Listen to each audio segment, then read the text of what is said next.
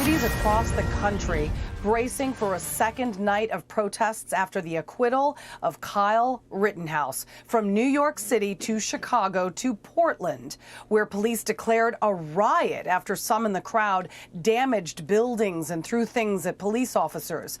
The demonstrations happening after a jury found Rittenhouse not guilty of all charges connected to a shooting in Kenosha back in 2020. I want to go to my panel now. And David, I want to talk to you first. You know, yesterday, one of the head of the NYPD actually texted me shortly after the verdict that the entire personnel under the NYPD were ordered to stay on shift for fear of backlash. What say you?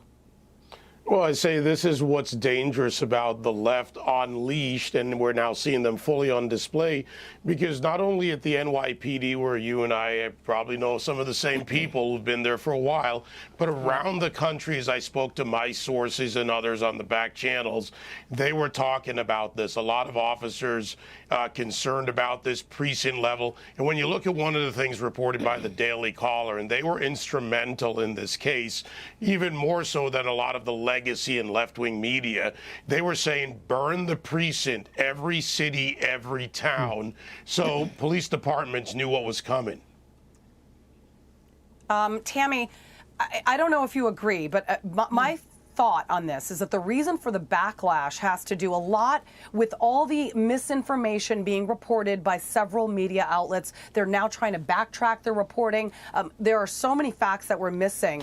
Case in point, many Democratic politicians questioned whether, Rittenhouse was there in Kenosha the night of the shooting. It turned out he was already in Kenosha. He had family there, including his father. The gun was also in Kenosha. It also turns out the gun was not illegal, which is why the minor carrying a weapon charge was dropped. He was working in Kenosha. All of this is what has enraged America. Well, but look, I think I would disagree in some sense that it's like any excuse. When you talk about Portland is upset and Portland is burning things down, what's new, right? It's like any excuse. And they don't care about the facts of the matter. They never have, even about the police. As the police have been effectively de facto defunded in so many of these cities, things have gotten worse. And that's fine with these individuals. I mean, look, I think that what has also made this a bigger problem, and I think you guys might agree with this, are the comments by office holders, like here in New York.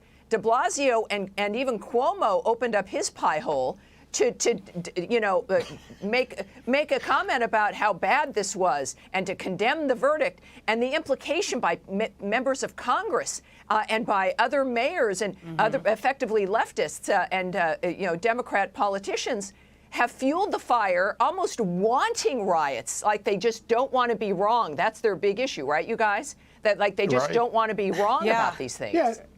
Well, they're not backtracking. and they're Charlie, actually doubling down and tripling down, Julie, if you think about it. And Tammy, Charlie, hi, good to see you. But they're doubling down and tripling down. They're pushing the lie, and it's gone international. This is a very dangerous thing.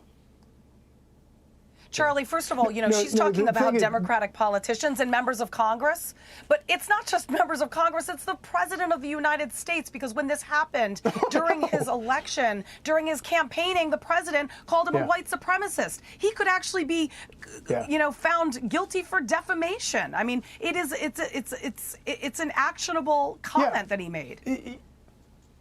Yeah, no, and I think that a big reason you're starting to see the media sort of backtrack on a lot of this stuff, they're trying to clean up a lot of the things that they said, because things just got real here. Because you've got a guy who is suddenly, not only is he not a white supremacist, and there's never been any evidence for that in the first place, but he's also been found not guilty. So we don't know exactly where all of this goes from here, but I can guarantee you, Kyle Rittenhouse has an opportunity to sue the living daylights out of a lot of people for defamation, and he's going to win. By the time this is all over with, he's going to be a very wealthy man. Can I add something there? One of the funniest comments on Twitter was that Nick Sandmann and Kyle Rittenhouse have agreed to share custody of CNN.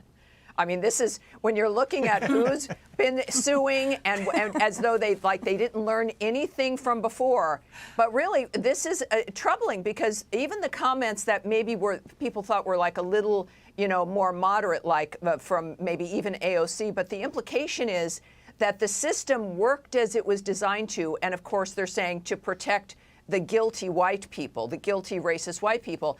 That does not help the sensibility in this country. And I have to say, you guys, I think we're already seeing the backlash. All Americans, regardless of race, regardless of economic background, and especially those in urban areas, are tired of being used like this because it's their lives that get ruined. It's their businesses that get ruined, everyone. I mean, look at it. Who loses here? The people lose. The American people lose their businesses, their livelihoods. And, you know, when you talk about a civil suit, Charlie, they're going to look at history in civil suits, someone's history. Biden has a history of being a race pimp where it suited him politically. And he did it again. He doubled down. He launched his campaign against Donald Trump with a lie about Charlottesville. Look at his entire history, and you'll see someone who's proven in front of a civil court. Let's watch the moment when the jury finds Kyle Rittenhouse not guilty. Kyle Rittenhouse. As to the first count of the information, Joseph Rosenbaum. We, the jury, find the defendant, Kyle H. Rittenhouse, not guilty. As to the second count of the information, Richard McGinnis. We, the jury, find the defendant, Kyle H. Rittenhouse, not guilty. As to the third count of the information, unknown male. We, the jury, find the defendant, Kyle H. Rittenhouse, not guilty. As to the fourth count of the information, Anthony Huber. We, the jury, find the defendant, Kyle H. Rittenhouse, not guilty. As to the fifth count of the information, Gage Grosskreutz, we, the jury, find the defendant, Kyle H. Rittenhouse, not guilty. This was a case of justifiable self-defense. Tammy, the media portrayed this guy as a man who crossed state lines, which is a federal offense, where you're going out aiming to shoot at black people. That is how the story was reported, and that is irresponsible, and it could potentially cost more lives. Well, and some even right now are still doing that because there's some effort to try to get there to be federal charges because they don't like the result of this jury. Exactly. You know, this is what the mob does. It's what totalitarian regimes do. You just keep doing it until you get the result you want. But that is the only thing they have, because otherwise the federal government, thank goodness, can't step in something like this. But what you saw there, of course, he had to wait until the fifth verdict, because sometimes we see the baby getting cut in half. It's like a compromise if a jury is frightened. And so he needed to hear that last result to know that, in fact, this jury heroically, they were afraid, but they stood up to it. They didn't let go, and they did the right thing. And that's where you saw the collapse, is that finally when he knew this. But, you know, this is where you've got the mob trying to still maneuver this. This is what, and this is backfiring, Julie, I'm telling you, that this is what Americans aren't liking. This is not American. It is not the American way. It is not what our system is supposed to be. And we're going to see that as a result, not just in elections, but I think the tone in the country now, I believe, will stop the federal government from attempting to have a do-over. And, you know, I think that is a very, very real possibility when you stop and think about the degree to which President Biden, from the very top, has politicized every aspect of this. The idea that federal charges could be brought against him that's not just some sort of fantasy thing. I think I honestly believe that this Department of Justice, this administration, is 100% capable of doing something like this in order to push their crazy political agenda into every aspect of this government. And it's terrifying. They're criminalizing parents who are speaking up. This is why our tone, the response of the American people, has got to stop them. All right.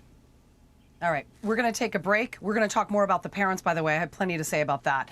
Coming up, though, you got to watch this on Monday. Tucker Carlson, an exclusive you must not miss. He will be sitting down with Kyle Rittenhouse for his very first interview since the verdict. Monday night, 8 p.m. Eastern, must-watch TV.